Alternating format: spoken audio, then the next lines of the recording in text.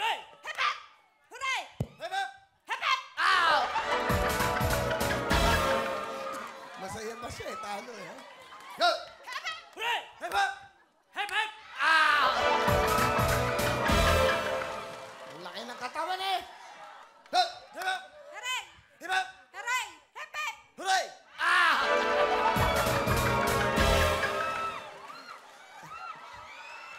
Good luck! Hep, hep! Hooray! Hep, hep!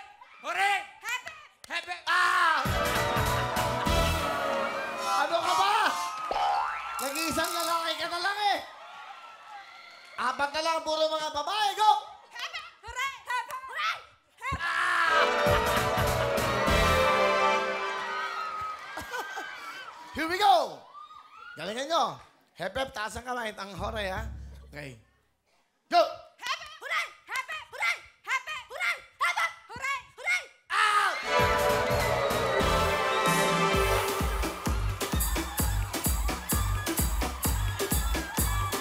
Championship Rama!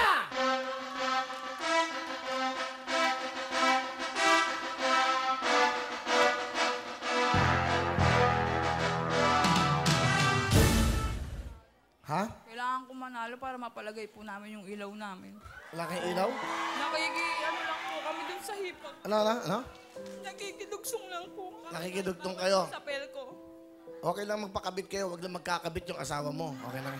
Ikaw naman, ano naman ang hinanaing mo? Sabihin nyo na lahat sa akin. Wala, masaya ako kasi super blessed ako kay God na nakatungtong ako dito sa... Oh.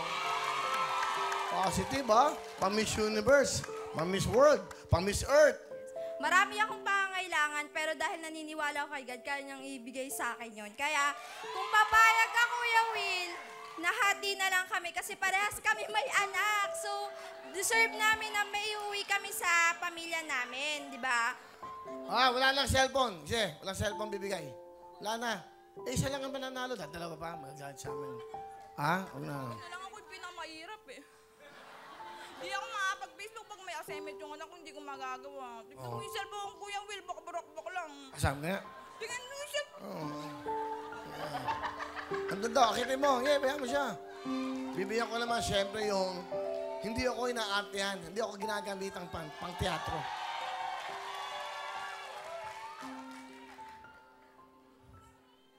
Buti ka nga may ganyan, ako wala eh. Calculator lang gamit ko sa bahay. Hindi, Kuya Will, ikaw nga may cellphone eh. Ako kasi last January namatay yung papa ko. So galing kami sa gastusan. Kaya pati yung cellphone, nabenta na namin. Lahat ng meron kami nabenta namin. Tsaka sa buong mundo gusto ko magpasalamat kay Kuya Will kasi nagkaroon ng sakit yung tatay kong stroke. Paralyzed yung kalahating body niya. Tapos umuwi namin siya sa ospital. Talagang wala siyang kilala, hindi siya tumatawa, wala siyang reaksyon. Tapos nagulat kami nung nanonood si papa ko ng Wawawin. Doon siya, parang yung naging therapy niya, natuto siyang tumawa, umiyak, umupo para lang makanood ng programa mo. Ganon. Tapos, naniniwala ako na kaya kahit pang 5 stroke na ng papa ko, tumagal siya dahil sa'yo. Natouch naman ako dun sobra. Alam ba ng papa mo, sinasandalan mo yung balikat ko? Pwede pong pahag po yung mama ko. Kasi mama mo? Ayun po, talagang simula, nagka-utak ako. Sa kabilang stasyon ka pa. Simula bobo hanggang tumalino gumanda. Ayan, siya pa rin. Idol na idol ka. Nanay, kayo. Naku, Diyos ko. Ganda naman. Meron pang parang rabbit ang nanay mo. Nanay, kayo. Naku, Diyos ko po. Really? Nay, totoo yan. Buhay ako, buhay. Ayan, Jackie.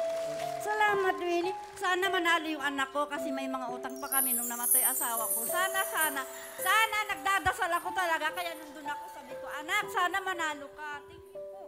Salamat po. Salamat, Willie, Salamat, Salamat, Willie. Salamat. Labi niya anak niyo. Labi niya anak niyo. Labi niyo. Dito ka na sa anak mo. Sige, yakapin niya anak mo. Mag-hep-hep. Hooray! Tumabi kayo dyan. Sasakay kayo ng mga yan. Maniwala kayo sa akin. Sige, magyakapan na kayo. Hati na kayo dalawa!